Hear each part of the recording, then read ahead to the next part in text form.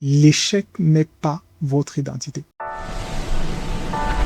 Cher leader, l'échec n'est pas votre identité. J'ai commencé cette série de vidéos il y a quelques semaines sur l'échec et je reçois beaucoup de retours de leaders sur leur perception de l'échec. Il faut que vous compreniez ceci, cher leader. L'échec n'est pas votre identité. L'identité est quelque chose de très important pour un leader parce que c'est le creuset là où il va tirer la source de son influence et c'est de là qu'il va définir, ou il s'en sert pour définir sa vision. Pour diriger les autres avec impact, je vous l'ai souvent dit, un leader doit d'abord connaître qui il est. Il doit nourrir ses convictions, développer sa force intérieure. Mais il y a un impératif que les leaders oublient souvent, c'est que nous devons protéger notre identité. Et s'il y a un prédateur silencieux qui attaque directement notre identité, c'est l'échec. Vous savez, le danger de l'échec ne réside pas dans la chute elle-même, mais dans la façon dont nous percevons la chute, mais surtout dans le message que nous laissons l'échec murmurer à notre esprit. Si vous n'y prenez pas garde, l'échec va devenir pour vous non plus un événement, mais une étiquette que vous transportez avec vous. Je sais que dans notre société, on indexe, on stigmatise des personnes qui ont échoué, encore plus les leaders. Ah tiens, c'est lui là, il a raté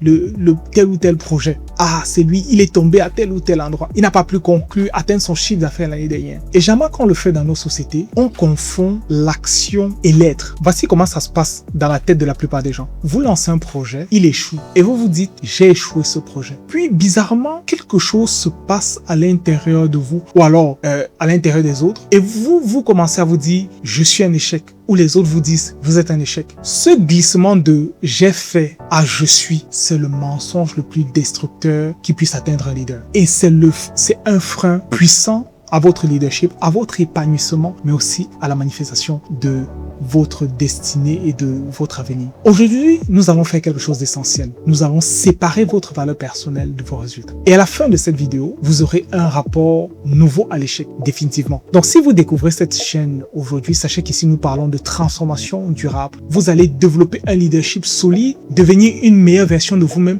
mais surtout, libérer le potentiel que vous portez déjà, mais que vous n'avez pas encore pleinement activé. Alors, n'hésitez pas à vous abonner et à activer la cloche. Laissez-moi vous poser une question simple. Quel est votre plus grand échec? Moi, je connais le mien, hein, et je vous ai souvent parlé de ce projet entrepreneurial que j'ai échoué il y a une dizaine d'années. Maintenant, dites-moi, est-ce que cet échec est un fait ou une interprétation? Edison a créé une ampoule qui ne fonctionnait pas 999 fois. Est-ce que c'est un échec ou est-ce 999 étapes d'un processus qui a finalement éclairé le monde entier? Un investisseur dans le premier, le deuxième, le troisième, le cinquième business plante. Est-ce qu'il a échoué ou est-ce qu'il a obtenu la meilleure formation en entreprise qui soit, en conditions réelles et avec des conséquences réelles? La réalité, c'est que l'échec est une opinion, pas un fait définitif. Ce que vous appelez votre échec dépend premièrement de l'angle dans lequel vous le regardez. Vous avez le pouvoir de choisir cet angle. Faites quelque chose pour moi. Fermez les yeux. Essayez de vous visualiser, vous enfant, en train d'apprendre à marcher. Cette version de vous se lève, elle fait un pas, tombe, se relève, un deuxième pas, retombe, troisième pas, tombe à nouveau, quatrième pas, tombe à nouveau, des dizaines, des centaines de fois, comme des milliards d'enfants dans le monde. Est-ce que vous connaissez un seul parent qui a regardé avec inquiétude son enfant à l'occasion de ce processus, qui a dit bon, la marche n'est pas faite pour lui, il ferait mieux d'abandonner?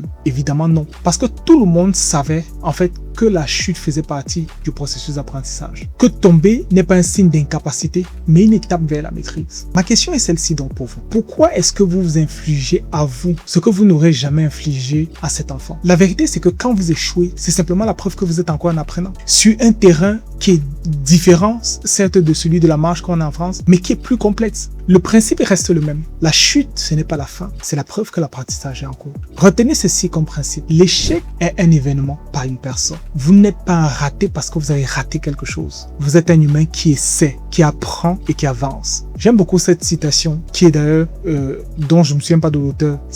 Il dit « Aucun succès n'est éternel et aucun échec n'est définitif ». Voici ce que presque personne n'enseigne. D'ailleurs, il n'y a pas d'enseignement sur l'échec à l'école. Hein. On apprend beaucoup plus de nos échecs que de nos succès. Pourquoi? Parce que le succès, on le célèbre. On ouvre une bouteille de champagne, on pose sur les photos, on profite du moment. C'est très bien et sérieux, c'est une très bonne chose. Je vous encourage à fêter vos succès. Mais on analyse beaucoup moins les succès que les échecs. L'échec, on va le méditer. On va le retourner dans tous les sens. On va chercher ce qui s'est passé, ce qu'on aurait pu faire différemment, comment ne plus le revivre. Ce processus de méditation, quand il est bien orienté, avec le bon mindset, c'est de la formation pure. Et c'est là que se construisent les compétences les plus solides. Donc le problème, ce n'est pas d'échouer. Le problème, c'est d'échouer sans en tirer des leçons. L'échec sans leçon, c'est un vécu inutile. Hein. L'échec avec une leçon, c'est une expérience très précieuse. Prenons deux exemples, deux géants et deux maîtres de l'échec. Je vous ai parlé plutôt de Thomas Edison qui a dû essayer plus de 1000 fois avant de pouvoir inventer l'ampoule électrique. C'est ce que la légende dit. La légende dit aussi que lorsqu'un journaliste lui aurait demandé comment il s'est senti après 1000 échecs, il a répondu qu'il n'a pas échoué 1000 fois, mais qu'il a découvert 1000 façons de ne pas faire une ampoule. Le deuxième exemple que je voudrais vous proposer, c'est Michael Jordan. Il est considéré comme l'un des meilleurs basketteurs, voire le meilleur par certains, basketteurs de tous les temps. Mais voici ce qu'on oublie souvent. Il a raté plus de 9000 tirs durant sa carrière. Il a perdu près de 300 matchs et il a été chargé 26 fois de prendre le tir de la victoire. Il a manqué. D'ailleurs, il le dit lui-même, c'est parce que j'ai échoué encore et encore dans ma vie que j'ai réussi. Vous le voyez, l'échec n'est pas l'opposé du succès, c'est le chemin qui mène. L'erreur est la preuve que vous avez repoussé vos limites et que vous n'avez pas tout compris. Écoutez bien ceci. Si vous n'échouez jamais, ce n'est pas parce que vous êtes parfait. C'est parce que vous jouez trop petit. Vous restez dans la safe zone. Celui qui ne prend aucun risque ne connaît ni la victoire ni la défaite. Par contre, il connaît la stagnation. Vos erreurs sont la marque de votre ambition. Portez-les différemment. Il faut que vous vous libérez du passé. Et là, je vais vous parler de quelque chose de plus lourd. Beaucoup d'entre vous souffrez encore de votre dernier échec.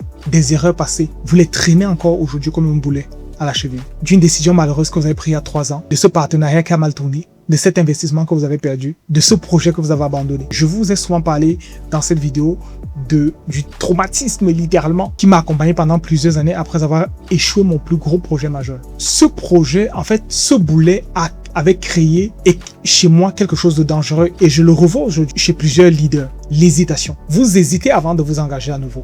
Vous hésitez avant de faire confiance à nouveau. Vous hésitez avant de prendre une décision parce que vous avez peur de vous tromper. Et cette hésitation-là vous coûte plus cher que vos erreurs passées. Voici un principe de leadership que je voudrais que vous gardiez avec vous. Le doute est la première cause de l'échec. Et j'aime bien ce verset dans la Bible qui parle de la foi et notamment de la prière, qui dit que celui qui demande à Dieu demande sans douter. Vous ne pouvez pas avoir la foi et en même temps le doute. Donc le doute, à cause d'une erreur passée, va vous conduire à prendre de mauvaises décisions. Il va vous amener à vous retenir au mauvais moment, à abandonner trop tôt, à ne pas pousser assez fort quand il faudrait. Vous n'avez pas besoin de rester enchaîné à votre passé pour écrire votre avenir. Là, vous êtes tombé, pardonnez-vous. Pas parce que vous n'avez pas fait d'erreur, pas parce que ce n'était pas grave, mais parce que vous avez besoin aujourd'hui en tant que leader d'être libre pour avancer. Voici mon conseil, en fait, que je vous donne pour rendre le pardon actif. Lorsque vous avez échoué, prenez la leçon. Qu'est-ce que vous avez appris de cette erreur? Qu'est-ce que vous avez appris de cet échec? Quelles compétences, quelle sagesse, quelle lucidité est-ce que vous avez tiré? Laissez l'émotion. L'émotion a son rôle, vous avertir, vous faire réfléchir. Sa mission est maintenant accomplie. Vous n'avez plus besoin de porter l'émotion, et notamment l'émotion de la culpabilité. Regardez vers l'avant. Le train que vous avez raté il y a 5 ans ne reviendra pas, mais le prochain train arrive. La question, c'est donc de savoir, est-ce que vous serez encore sur le quai en train de pleurer, ou alors serez-vous capable d'identifier le prochain train? Votre identité est ancrée dans votre potentiel et dans votre vision, dans ce que vous êtes capable de construire aujourd'hui. Et aucun échec passé n'a le pouvoir de vous retirer ça. Récapitulons donc ce que nous avons appris aujourd'hui. Premièrement, l'échec, c'est un événement, ce n'est pas votre identité en tant que leader. Vous n'êtes pas un raté, vous avez échoué. Deuxièmement, l'échec, c'est votre meilleur formateur. Contrairement à ce que vous croyez, ou à la croyance populaire, ceux qui réussissent et ceux que nous célébrons, ils échouent aussi. Et d'ailleurs, ils échouent énormément. Par contre, ils se relèvent toujours avec des leçons. Troisièmement, apprenez à vous pardonner. Ce n'est pas une faiblesse, c'est un acte stratégique. Pourquoi? Parce qu'il vous libère du doute qui vous coûte beaucoup plus cher que l'échec lui-même. Donc, avant de partir, comme toujours, je vous laisse un petit exercice. Listez vos plus grands échecs. Ne les fuyez pas. Pour chacun d'entre eux, identifiez une compétence ou une leçon concrète que vous avez apprise par rapport à ces échecs. Et si vous avez compris cela, écrivez en commentaire « Je ne suis pas mes échecs, je suis mes leçons ». Pour moi, ce n'est pas juste un slogan, c'est une déclaration d'identité que je vous propose. Et les déclarations publiques comme celle-là, elles ont le pouvoir de vous transformer. Donc, si cette vidéo vous a aidé, n'hésitez pas à la partager à quelqu'un autour de vous qui est encore bloqué par ces échecs. Quelqu'un qui a besoin d'entendre que ce n'est pas la fin, qu'il peut encore y arriver.